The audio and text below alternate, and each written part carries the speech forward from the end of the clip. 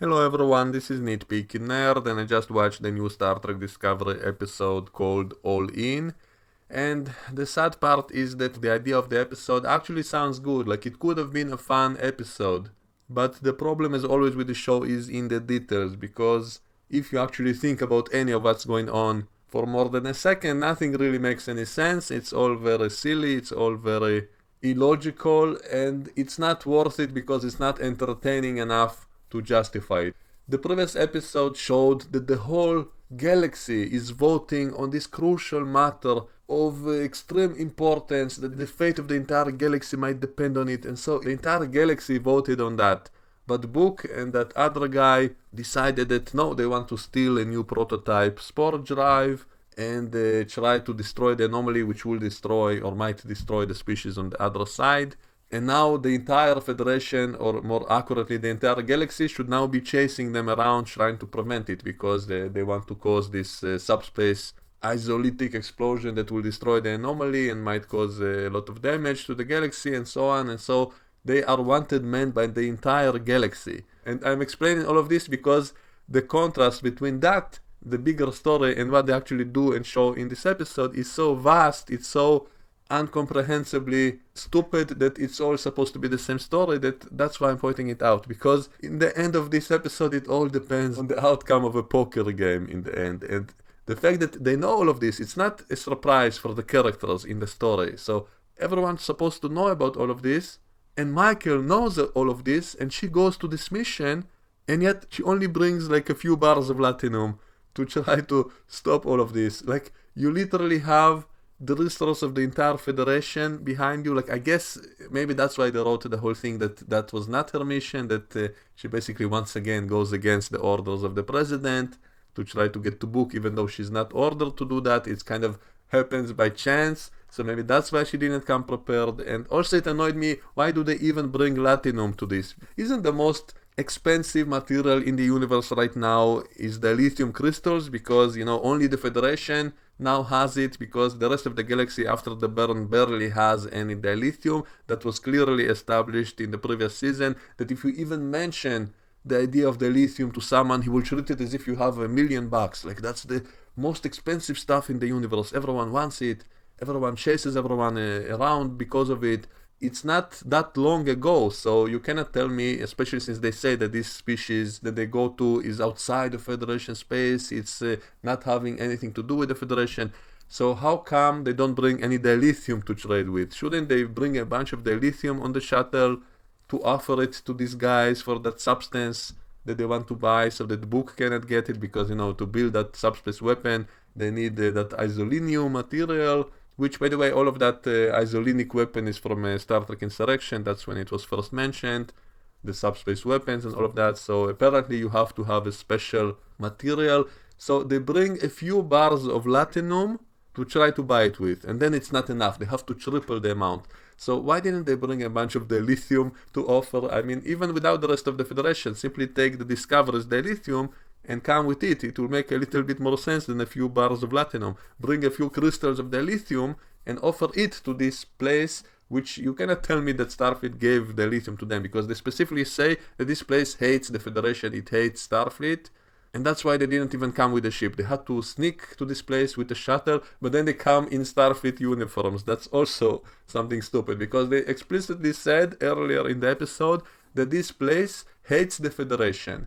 And that's why they cannot bring the Discovery there. So they take a shuttle, but then they come in there dressed like Starfleet officers and are immediately recognized as Starfleet. So what was the point of not bringing the Discovery if you're going to come in with your uniforms anyway and everyone knows you're Starfleet? So why not come with your ship? And then even without the ship, you can simply bring a bunch of dilithium crystals. Isn't that the most expensive material in the whole galaxy right now?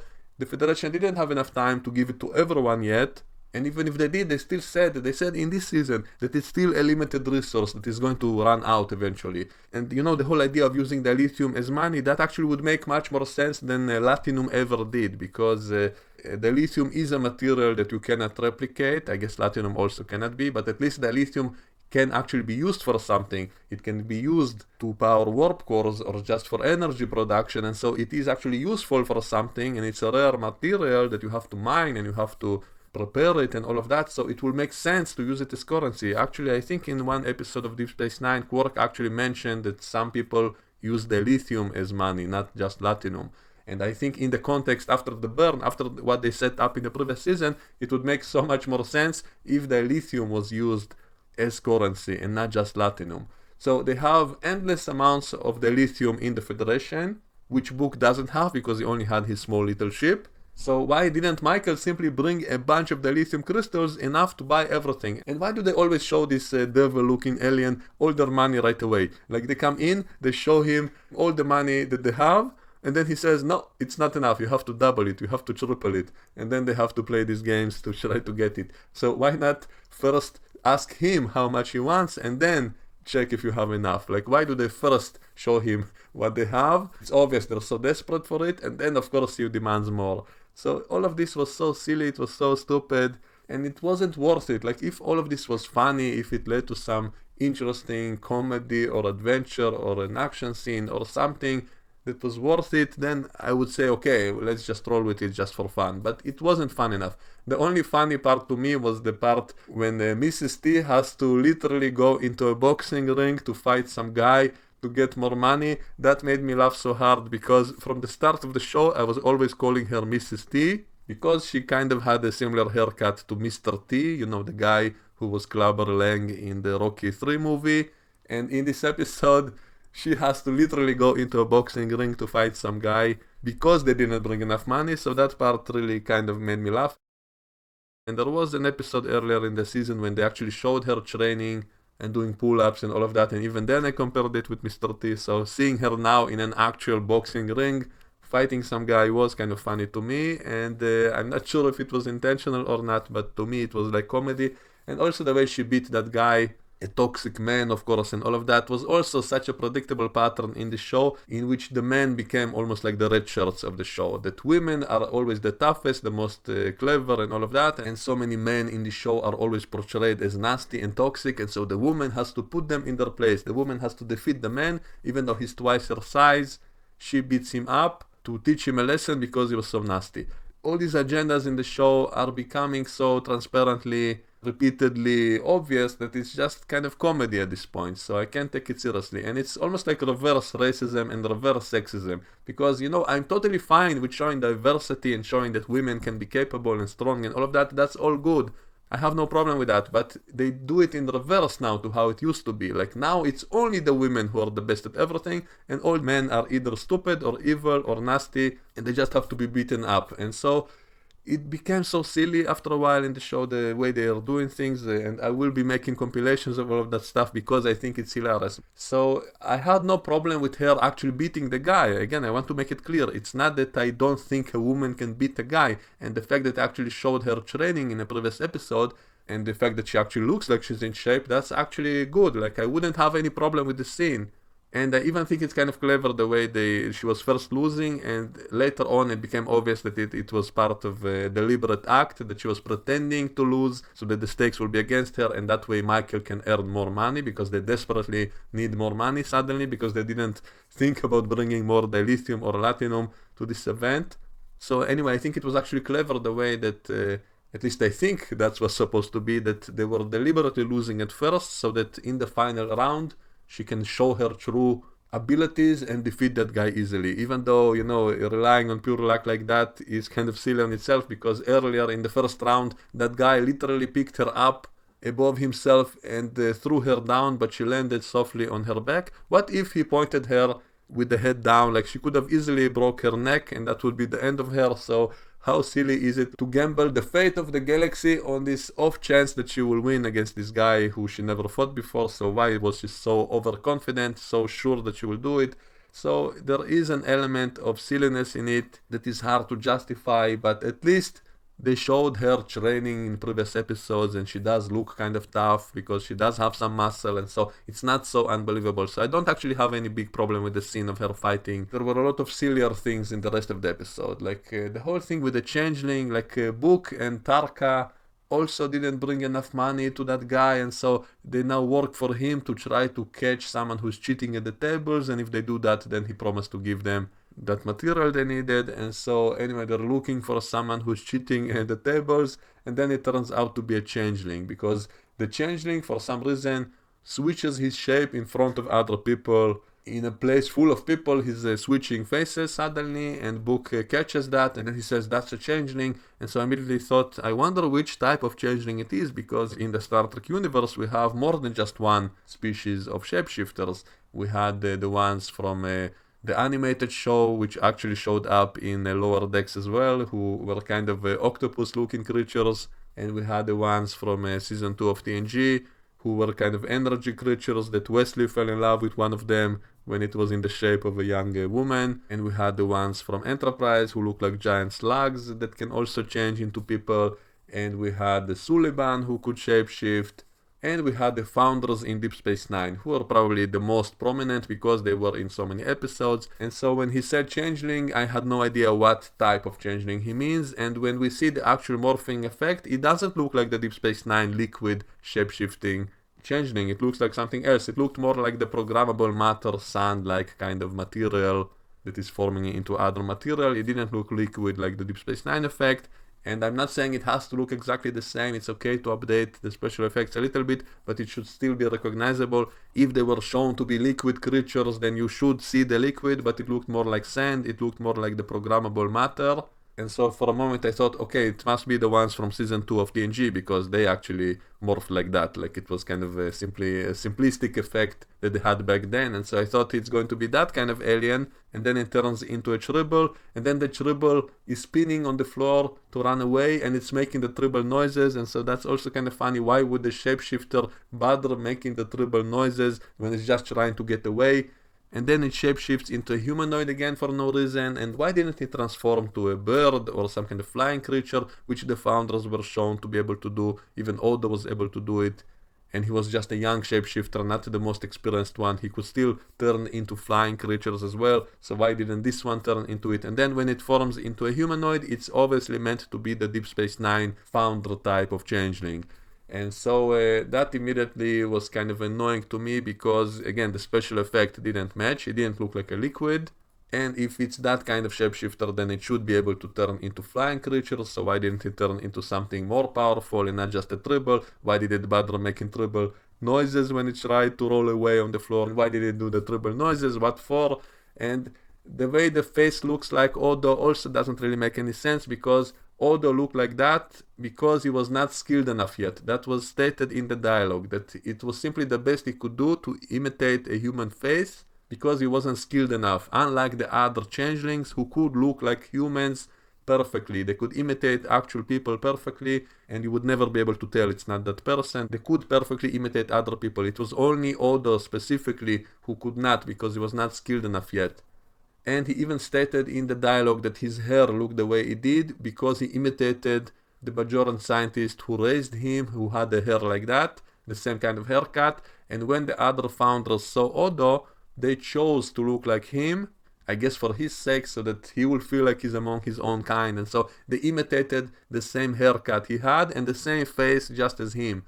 So it's not like that's their default form to look like that. And that's why this scene here doesn't make any sense. This is centuries after all of that. So there's no reason why the changeling would still choose to look like Odo, unless I guess maybe Odo became like their messiah figure or something, maybe because he saved all of them from the sickness of the virus of Section 31. Maybe still to this day they still choose to look like him in their default form. But why would the changeling suddenly choose to look like that when it's trying to get away? I mean, it can look like literally anything it wants to look like, and its priority is to run away in the scene. So why is it suddenly choosing to look like the default Odo face?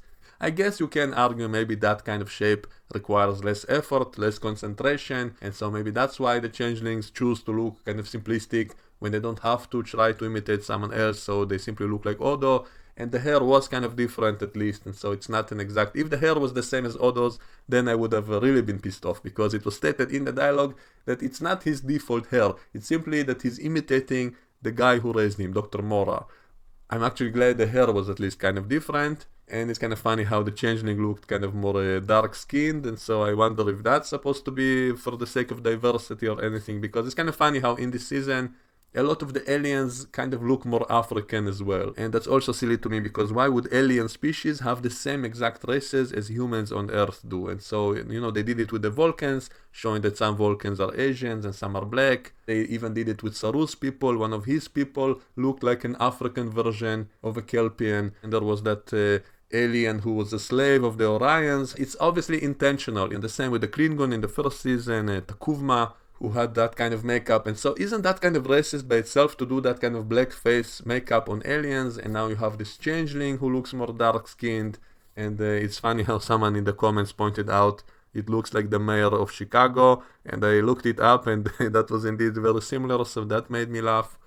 I guess in a way maybe it's good because they simply want to be diverse. They simply want to have, all skin colors, even on aliens. And so I guess it's fine. But if it starts to become like reverse racism, like all the aliens will now look like that and all humans will look like that, and so the other color will be only the evil one, only the stupid ones, and so that's kind of reverse racism now. It's the reverse of the same problem that used to be. And the same with sexism, that now only the women are the most powerful ones and all the men are weak and stupid and can be easily beaten up by the women. If it continues to be the pattern that it's always like that, then it's like reverse sexism at this point. And it's kind of almost insulting to the women as well, because are you now saying that all women are bigger and more muscular than all the men? Like, isn't that the same problem that was in the TNG episode Angel 1, which I think Gates McFadden was complaining about, that it was a very sexist episode, the way they show that women are bigger and stronger and they're the most powerful on that planet and the men are only their servants and all of that. And she said it's a sexist episode.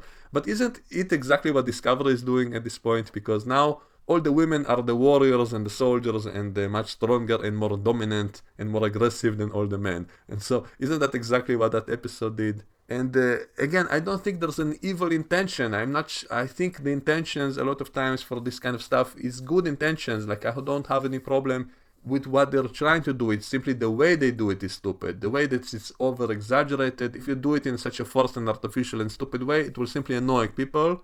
And then you achieve the opposite of what you wanted to achieve. And about that scene with Dr. Troy, that's how I call him now, because he suddenly became the ship's counselor instead of the medical doctor. Suddenly he's a psychiatrist now, or a psychologist. And now he's cleaning his room aggressively because of the stress that he thinks because of him, Book is doing what he did. And then he shouts at the droid who tries to help him clean the room. And wait a second, isn't the droid actually Zora? I mean, in previous episodes they showed that Zora is speaking through the droids and the droids are intelligent. They were thanking them for sacrificing themselves to save the ship, and one of them got eaten outside the ship and it was suffering, so the droids are apparently intelligent.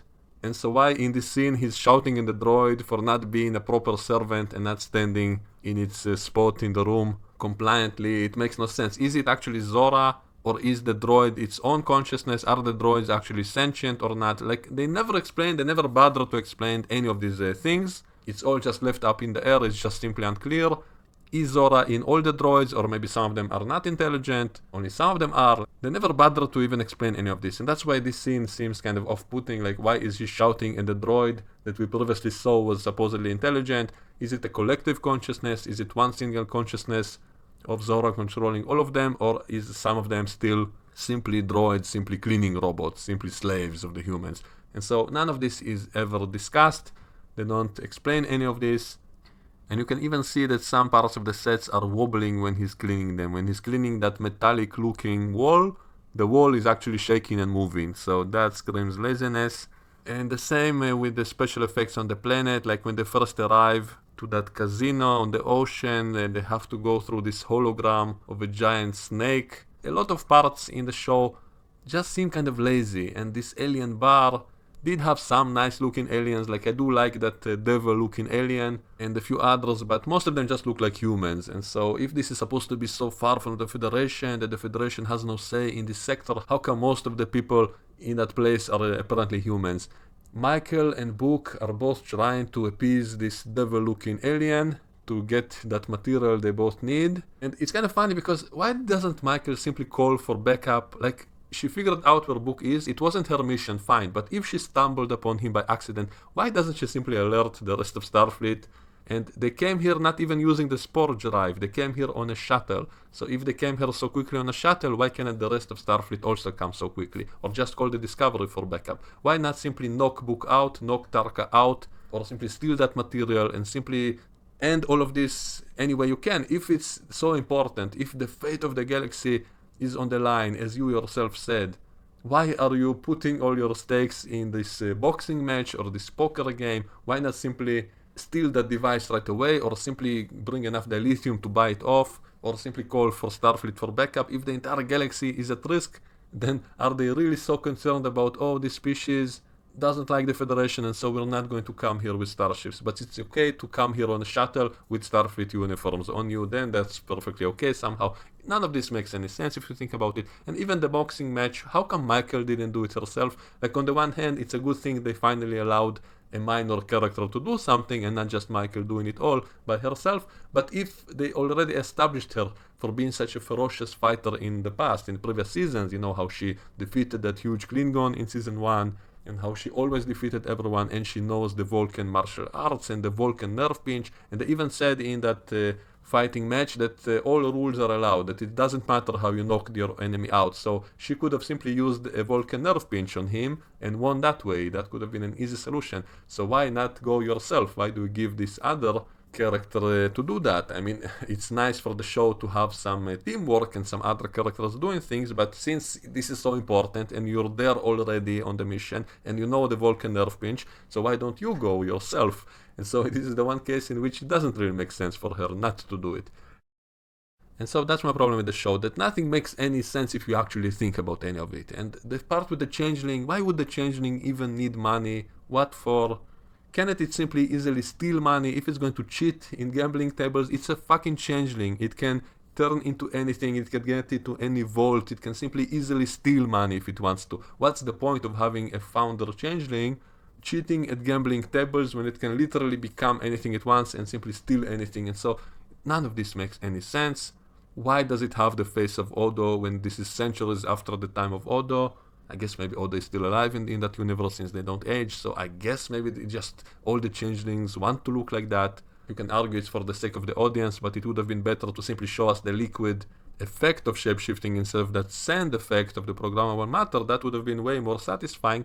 And technically, maybe this is simply a totally different kind of shapeshifter, which simply wants to frame the other species of shapeshifters. Maybe this is actually the ones from TNG who simply don't want people to know it's one of them, and so it pretends to be the shapeshifter from Deep Space Nine. That's why it chooses to look like Odo, so that people will think it's those changelings and not the real ones that are doing this. So anyway, none of this makes any sense, and the most annoying thing is that it doesn't really have anything to do with the rest of the episode.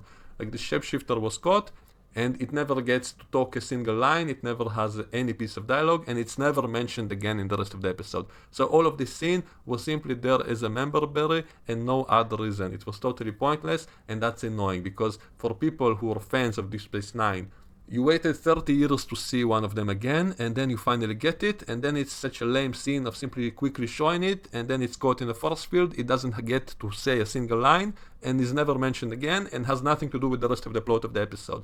So that's extremely disappointing. It's like a tease with no satisfaction. It's simply teasing us with this, oh, remember the shapeshifters? Here's one, and then it's not mentioned again in the rest of the episode.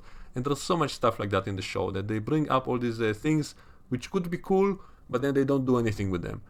And this whole episode didn't actually progress the overall story of the season in any way. Like, nothing actually changed. If you watch the ending of the previous episode and the ending of this episode, nothing actually progressed or changed in the overall bigger story arc. It's simply exactly the same thing again. So it is just a waste of time. You can simply skip this episode and you wouldn't miss a thing in the overall story.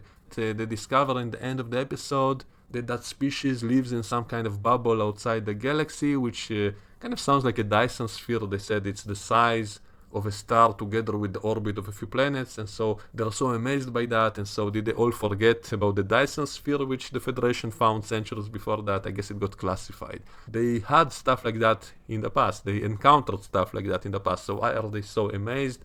And so they say that the DMA anomaly was actually their way of mining materials from the galaxy, or more specifically a material called boromite, which was actually a clever reference to the episode of Voyager called the Omega Directive, in which it was stated by 7 of 9 that you have to use boronite material to synthesize an omega particle.